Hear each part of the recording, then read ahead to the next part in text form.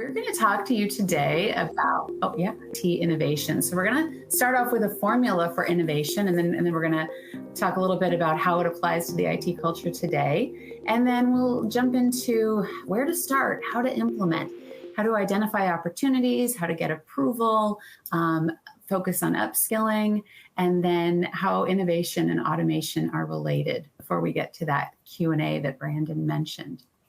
So I'm going to start off and share this formula for innovation that I've learned and realized over the course of my career.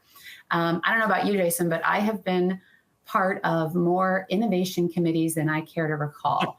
Because Tiger teams, all of it. Yeah.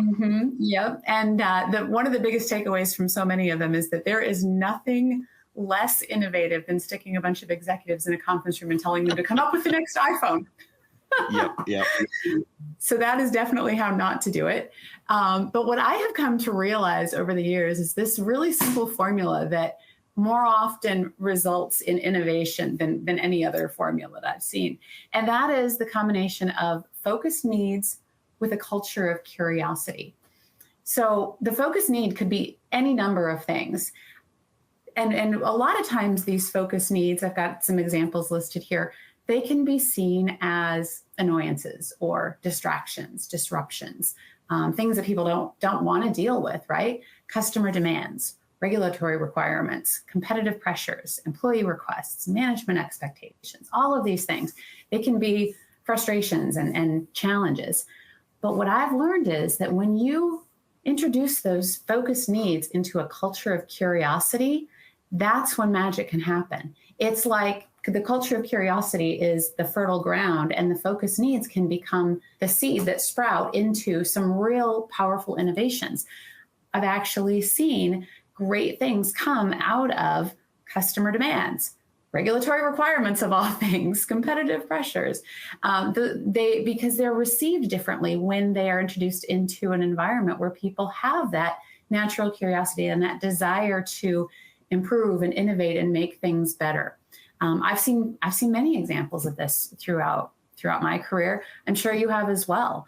So let's talk about getting to yes. So we talked about this the last time you and I were together. We had a great conversation about it. A lot of times we do come up with these innovative ideas, but it is something that, maybe we had a proof of concept, a little pilot, it worked really well. We see great potential, but hey, if we're going to roll this out, there's going to be some investment involved. And so we have to make a proposal.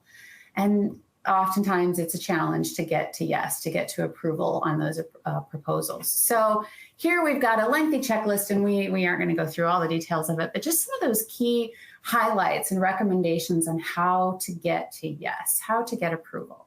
And one of the things that I think is incredibly important, that I always teach my technology leaders, is to focus on getting buy-in from all of the stakeholders, all the people that you're going to need to convince. Most of the time, you're bringing a proposal forward into an executive committee meeting or a board meeting or something like that. But what you do and what you present, this is a key learning that I fortunately had early on in my career. What you present in that room is nowhere near as important as all of the meetings that you have before you get there.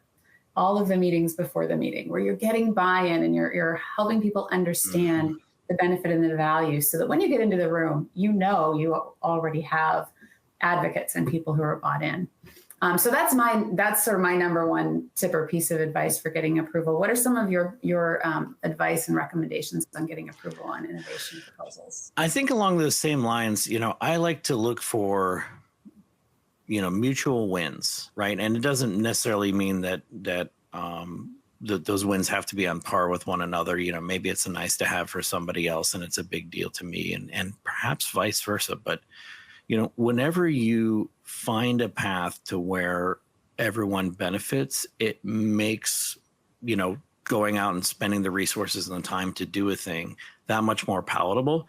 And when you build that reputation as being a person who looks for win-win scenarios and who brings others along with success, then when you have to go and ask for something where actually you're not going to win, this is going to impact you and you're going to lose a little bit. Not that we want to necessarily think about those narrow terms, but at sort of an emotional level, I'm going to win and you're going to lose a little bit, they understand that you're coming to it from a good and honest place because you're the person who will sacrifice for them on occasion or put just as much skin in the game as they will, but exceptions will always arise. And so I think that's, that is a very important mindset, along with finding a path to yes, to show people that you are an honest broker and that you're someone that they can trust, that you have the best interest of the company or the organization in mind.